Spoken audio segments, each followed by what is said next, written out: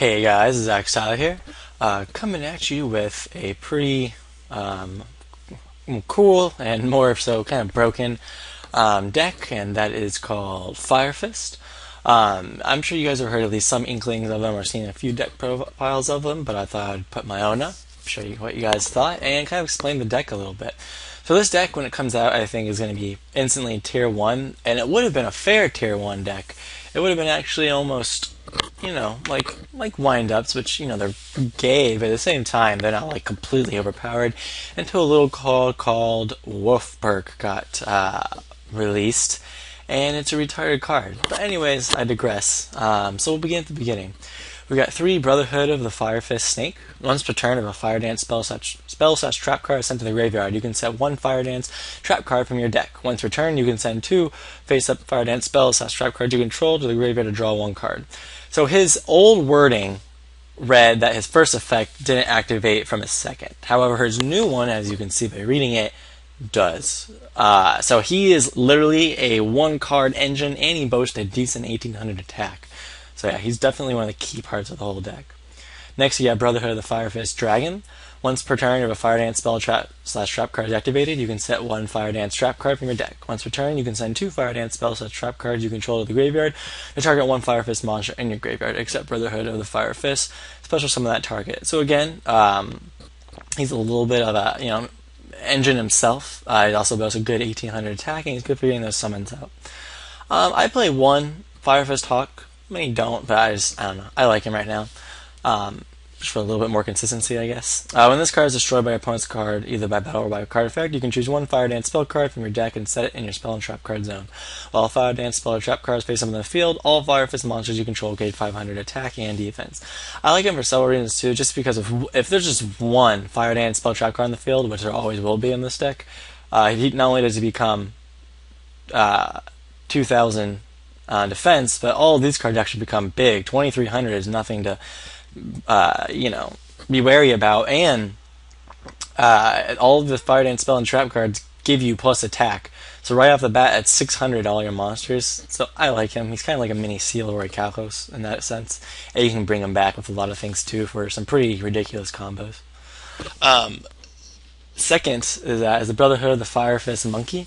Once per turn, when this card destroys an opponent's monster by battle and sends it to the graveyard, you can set 1 Fire Dance spell card from your deck. Once per turn, you can send 1 Fire Dance spell/trap card you control to the graveyard. You target 1 spell/trap card in the field, destroy that target. So he's just good for popping off those ones. You get your spell trap cards very easily when you destroy a monster by battle. And while 1,600 isn't that great, however, you have all these different ways to boost him up, including Hawk. So he's really good. I run 1 Brotherhood of the Fire Fist Bear. Once per turn, when this card inflicts battle damage to your opponent, you can set 1 Fire Dance spell/trap card from your deck. Once per turn, you can send 1 Fire Dance spell/trap card to control to the graveyard to target 1 monster on the field, destroy that target. He's kind of like he's the same thing as Monkey. He's just for monsters, and he's good. I just like Monkey better. I don't know. Actually, I run 2 too. Yeah, as I was saying, I probably should run 2 too. I do, so that's good. Next is the Broken card, the really fun Broken card. Enthusiastic Beastman Wolfberg. You can target 1 level 4 Fire Beast Warrior type monster in your graveyard. Special summon it in face-up defense position, but its effects on the field are negated. The effects of Enthusiastic Beast Wolfberg can only be activated once per turn. So he's a tour guide, essentially, but for level 4s. Oh, but what's this? He can instantly make their XYZ summon, because it's 2 level 4 Beast Warrior type monsters, and they're all Beast Warrior. And the XYZ, which I'll go over in a second, is retarded. So yes, he is rather broken. And again, give me 10 and 15 likes on this video, and I'll show you why in some duels. Anyways, another broken card on the deck, Fire Dance Tenki. When this card is activated, you can add 1 level 4 lower Beast Warrior type monsters from your deck to your hand. All Beast Warrior type monsters you control gain 100 attack. You can only activate 1 Fire Dance Tenki per turn. So he's a reinforcement of the army, but they also gain 100 attack, and it's a continuous spell card, which makes it even better, and you can run 3. That's why you only run 14 monsters, because really you have 17, and the amount of deck thin this deck possesses, you get them out so easily. It's just ridiculous. Next one, Fire Dance Tensu. Once returned during your main phase, you can normal summon one Beast Warrior type monster in addition to your normal summoner set. All Beast Warrior type monsters you control gain 100 attack. It's a good card. You get combos out. You get a lot of your other Fire Dance cards out to put more Fire Dance Spell and Trap, or Fire Fist cards out to get more Fire Dance Spell and Trap cards in the field. And the 100 attack is nice. It's just an overall good card. Why not run it at 3? Next card is almost like a mini lance. When this card is activated, target one face-up Beast Warrior type monster you control gain 700 attack until the end phase. While this card is face-up on the field, Beast Warrior type monsters you control gain 300 attack. So initially it gives the monster 1,000 attack power, just to give the 700 plus 300, and then after it's done, the continuous effect is 300, which is really good. I mean, that makes him 21, that makes him 21, that makes them 1,900 beaters. It bumps them all up to a really good degree. And then this card, who's okay. Some people don't like him at all, but I like him at 2. I think he's definitely worth playing. Activate only during a main phase 1. When this card is activated, target one Beast Warrior type monster you control during that main phase. That target's effect on the field are negated, and it's unaffected by card effects, except this card. Beast Warrior type monsters you control gain 300 attack. Now, people don't like it because it's only a main phase 1 card. However, I like it for several reasons. For one, I'd say probably 70-80% of the time, it's going to be live in the main phase. People do a lot of things in main phase 1. And, in play testing, I've almost never had a part where I was like, oh man, if only that was main phase 2. So I like it for that fact.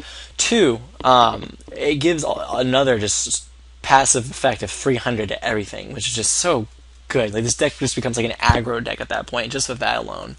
And then for 3, it's almost like a safe zone. Like, it's can't be actually it's better than safe zone, and it's unaffected by card effects.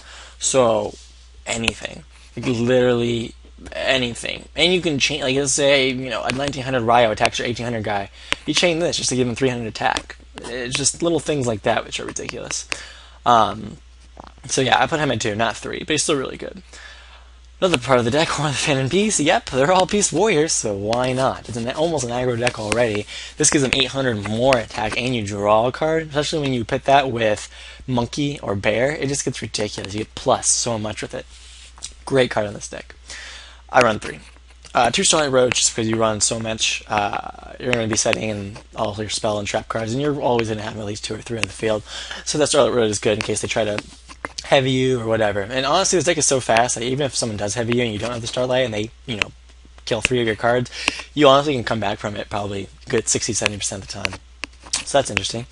The Warning and Judgment, just for, Judgment to protect your back row and to, protect game-winning plays, and Warning self-explanatory. 3 Lances, also ridiculous, because you have all these aggro cards, you have this card, and then you have Lance, which stops them from, affecting them with stone trap cards, and the 800 attack is awesome. Pod Duality for consistency, because you special summon a lot mid-late game. Early game, you're just kind of normaling this shit, setting up your back row, and just kind of playing a real, almost like a defensive game at first until you really explode. So Pod Duality is really good for that. And then the 3 staples, Reborn, Dark Hold, Heavy Storm. So we'll go into the extra deck now with his Fierce Leader of the Fire Fist Tiger, who's stupid. When this card is XYZ summoned, you can set 1 Fire Dance spell or trap card from your deck. Once returned, you can attach 1 XYZ material from this card and negate the effects of all face-up monsters currently on the field, except Beast Warrior type monsters, until the end phase of your opponent's next turn. Yes, your opponent's next turn. So, Shockmaster, can't do anything to your opponent's next turn. When this card is sent from the field to the graveyard, you can send 3 Fire Dance spell shots trap cards you control to the graveyard. Special summon 2 level 4 Beast Warrior type monsters with the same attack from your deck and face a defense position. So, and then you'll usually XYZ summon for him again. So this allows, he's 2200, and of all these cards, he's usually probably 2500, just because you're always going to have like the 300 and the 100 and etc. When he's XYZ summon, you get a +1 automatically. Especially if you're doing it with Wookberg, it's a 1 card. It's a 1-for-1. You get, actually it's not 1-for-1, it's a 2-for-1, because you get Fire Dance with that 1 card, and you get a card to your hand, or set, I guess. He can attach and negate all the effects into your opponent's next turn, and your cards are unaffected because it's Beast Warrior. And then when he's destroyed, you can send 3 spell trap cards to the graveyard, which it sounds like a lot, but it really isn't in this deck. You'll have 3, after turn 2, you'll have 3 almost probably 80-90% of the time. And you special summon 2 more, and then you go for him again, and then you get another plus with another Fire Dance card. So he's ridiculous. He's a target for Horn. He's a target for anything.